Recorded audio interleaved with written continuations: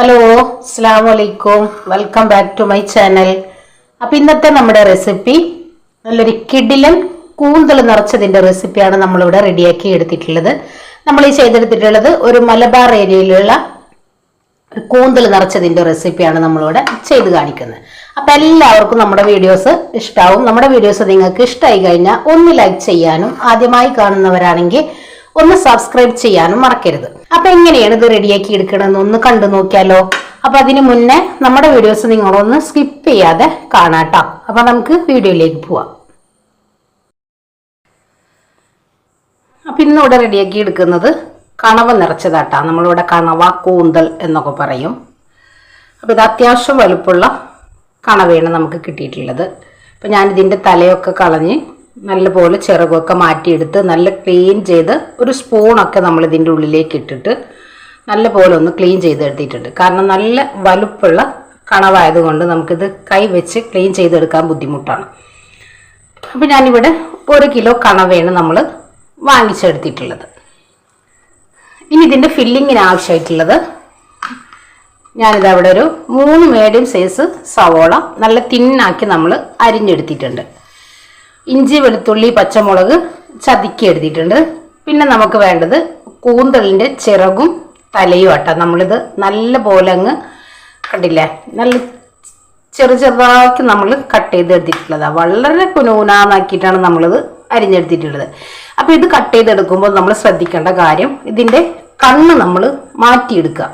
ഒന്നുകിൽ ഇത് സ്റ്റീം ചെയ്തെടുക്കുമ്പോൾ പൊട്ടിത്തെറിക്കാൻ സാധ്യതയുണ്ട്. അതേപോലെ തന്നെ നമ്മൾ എണ്ണയിലിട്ട് കൊടുക്കുമ്പോഴും ഇതിൻ്റെ കണ്ണ് പൊട്ടിത്തെറിക്കും. പിന്നെ നമുക്കിതിലേക്ക് വേണ്ടത് 2 മുട്ടയാണ്.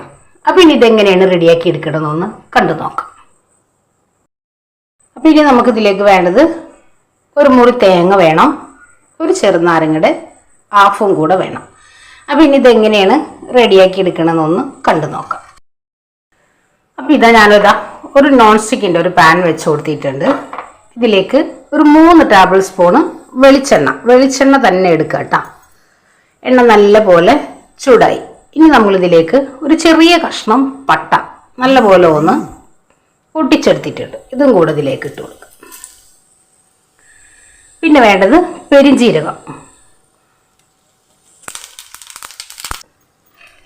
ഇനി ഇതിലേക്ക് നമ്മൾ ഇഞ്ചി വെളുത്തുള്ളി പേസ്റ്റ്,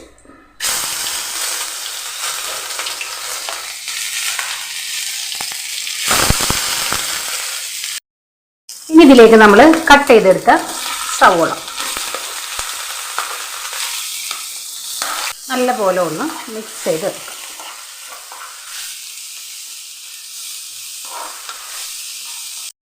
ഇതിലേക്ക് ഉപ്പ് ചേർത്ത് കൊടുക്കുക. പെട്ടെന്നൊന്ന് വഴണ്ടി കിട്ടും.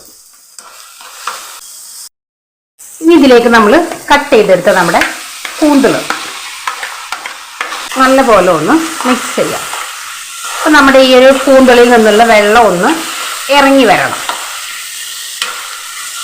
നല്ല പോലെ വെള്ളം ഒന്ന് ഇറങ്ങി വന്നതിന് ശേഷം നമുക്ക് പൊടികൾ ചേർത്ത് കൊടുക്കാം. ഒരു 10 മിനിറ്റ് നമുക്ക് ഇതൊന്ന് മൂടി വെച്ച് നല്ല പോലെ ഒന്ന് റെഡിയാക്കി എടുക്കാം.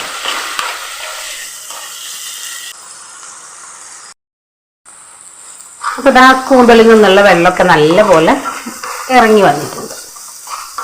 ഇനി ഇതിലേക്ക് നമുക്ക് പൊടികൾ ചേർത്ത് കൊടുക്കാം. 1/4 ടീസ്പൂണ് മഞ്ഞൾപ്പൊടി, 1/4 ടീസ്പൂണ് മുളക് പൊടി, അതിനോടൊപ്പം തന്നെ 1/4 ടീസ്പൂണ് മഞ്ഞൾപ്പൊടി, എരിവിന് ആവശ്യമായിട്ടുള്ള കുരുമുളക് പൊടി.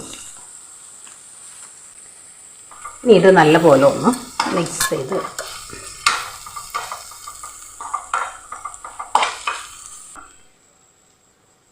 ഇനി ഇതിലേക്ക് നമ്മൾ ചിരകിയെടുത്ത നമ്മുടെ തേങ്ങ നല്ല പോലെ ഒന്ന് മിക്സ് ചെയ്ത് എടുക്കാം. ഫ്ലെയിം ഒന്ന് കൂട്ടി വെച്ച് കൊടുക്കാം.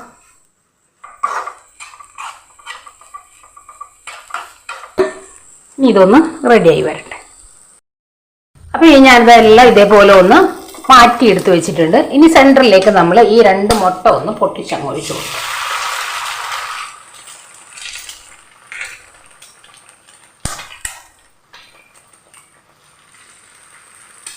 അല്പം കുരുമുളക്,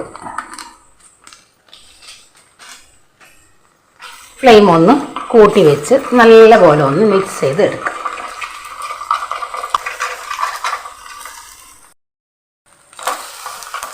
അപ്പോൾ അതാ നമ്മുടെ ഫില്ലിംഗ് ഇവിടെ നല്ലപോലെ ഡ്രൈ ആയി വന്നിട്ടുണ്ട്. ഇതിലേക്ക് ഒരു ഹാഫ് ചെറുനാരങ്ങയും നീരും കൂടെ ഒന്ന് പിഴിഞ്ഞ് കുറിച്ചു. അപ്പോൾ നമ്മുടെ ഫില്ലിംഗ് ഒക്കെ നല്ലപോലെ തണുത്ത് വന്നിട്ടുണ്ട്. അപ്പോൾ ഇനി നമുക്ക് ഇതിലേക്ക് അങ്ങ് നിറച്ചു കൊടുക്കാം. ഇതേപോലെ നിറച്ച് നമ്മൾ സ്റ്റീം ചെയ്തതിന് ശേഷമാണ് നമ്മൾ എന്ത് ചെയ്യുക, മസാലകൾ പരട്ടിയിട്ട് എണ്ണയിലൊന്ന് ഫ്രൈ ചെയ്ത് എടുക്കുന്നത്. ഇതേപോലെ അങ്ങ് ഫില്ല് ചെയ്ത് കൊടുക്കും.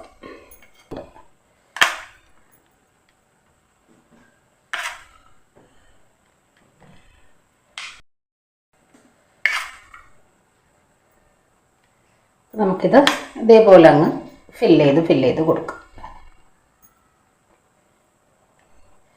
സ്പൂൺ വെച്ച് നിറച്ചെടുക്കാം.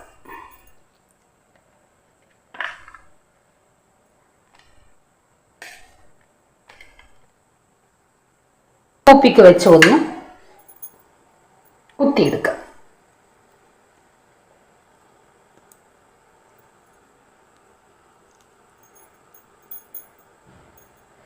അപ്പം എല്ലാം ഞാനിതേപോലെ ഒന്ന് നിറച്ചെടുക്കാം. അപ്പം ഇതാ നമ്മളെല്ലാം ഇവിടെ റെഡിയാക്കി എടുത്തിട്ടുണ്ട്, കണ്ടില്ലേ? അപ്പം ഇനി ഇതൊന്ന് സ്റ്റീം ചെയ്തതിന് ശേഷം നമുക്ക് ബാക്കി റെഡിയാക്കി എടുക്കാം. അപ്പോൾ ഒരു 15 മിനിറ്റ് നമുക്കിതൊന്ന് സ്റ്റീം ചെയ്യാനായിട്ട് വെച്ച് കൊടുക്കാം. ഇതൊന്ന് റെഡിയായി വരട്ടെ. അപ്പം നമ്മുടെ കൂന്തൽ ഇവിടെ സ്റ്റീം ചെയ്ത് എടുത്തിട്ടുണ്ട്.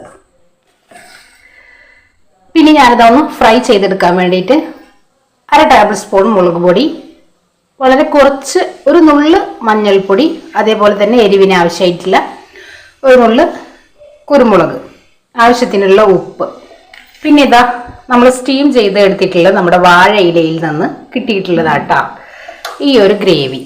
അപ്പം ഇതും കൂടെ ഇതിലൊന്ന് മിക്സ് ചെയ്ത് നമുക്ക് നല്ല പോലെ ഒന്ന് നമ്മുടെ കൂന്തലിൻ്റെ മീതെ ഒന്ന് പിടിപ്പിച്ചെടുക്കാം. നമ്മൾ കൂന്തൽ ഇതിലേക്കൊന്ന് വെച്ച് കൊടുക്കാം.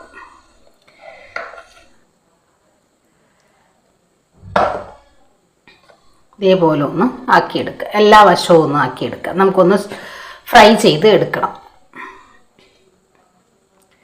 അപ്പോൾ ഞാനിവിടെ പാനിലേക്ക് എണ്ണ ഒഴിച്ചു കൊടുത്ത് നല്ല പോലെ ചൂടായി. ഇനി നമുക്കിതിലേക്ക് ഓരോന്നായി വെച്ച് ഒന്ന് ഫ്രൈ ചെയ്ത് എടുക്കാം.